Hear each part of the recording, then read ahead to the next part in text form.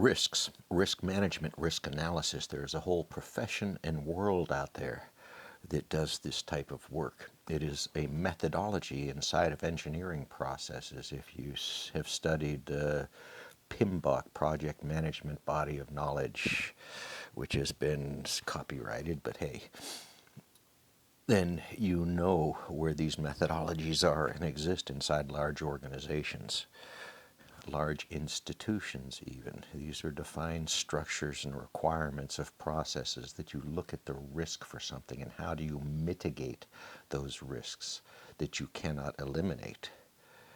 So things falling on people, you can mitigate and eliminate that. If you know it can happen, you can plan on it. You can say nobody gets underneath that lift area, right? That's mitigation. It's injury prevention. It's that one what if a cable breaks for some silly reason, some real reason. So risk analysis is a very large part of large businesses. It's what makes them talk about harm, potential harm, risks associated with actions long term. It's a business thought. It's a liability thought because whatever you do might have to be insured because there's a responsibility inherent in the decision. That's risk analysis.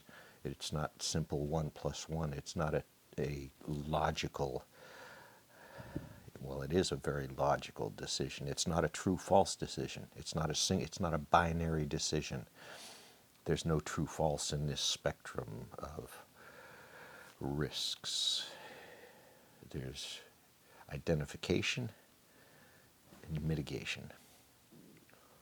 Now, this is hard coursework. You can spend weeks and months studying the processes, the math, the statistics of how to go about risk analysis, understanding if 1 in 1,000,000 people die, if 1 in 1,000 people die because of a decision you made as a corporation.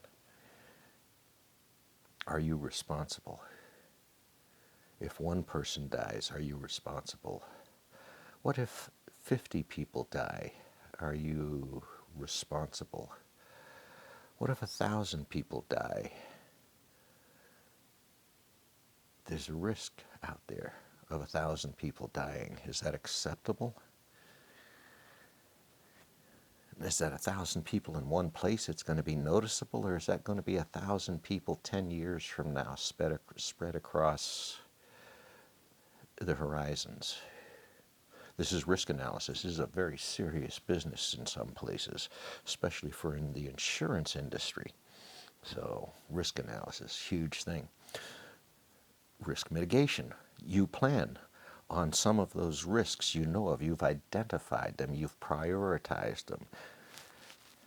A catastrophic failure would be among those, like a nuclear plant failure. We have some blatant examples of this.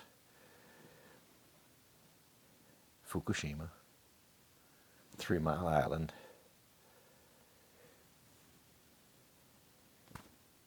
TMI, and Chernobyl.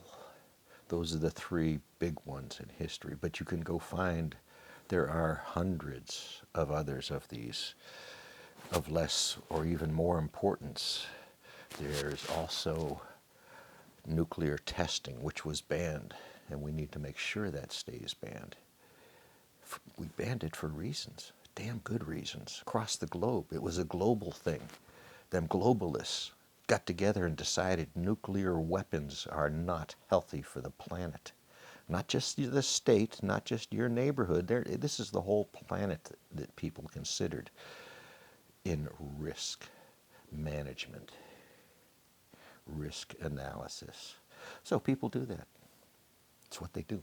People design processes with those incorporated that people are supposed to follow. They design auditing processes to audit the people so that they make sure the processes are being followed, because this is how it works.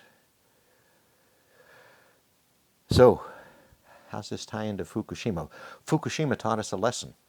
There was a large risk analysis done outside of that, inside of that, related to that. It was a global risk analysis. What came back to America was a response plan to the risks identified from a nuclear excursion at a commercial facility. What that requires is staging of massive amounts of materials across strategic areas with the ability to quickly ship those to get them to an emergency site within a reasonable amount of time. There was a long list of elements and items and requirements on that response to Fukushima done 10 years ago. Lessons learned. The industry is not bragging about their ability to respond, are they? Makes you think. Should make you pause. Peace is out.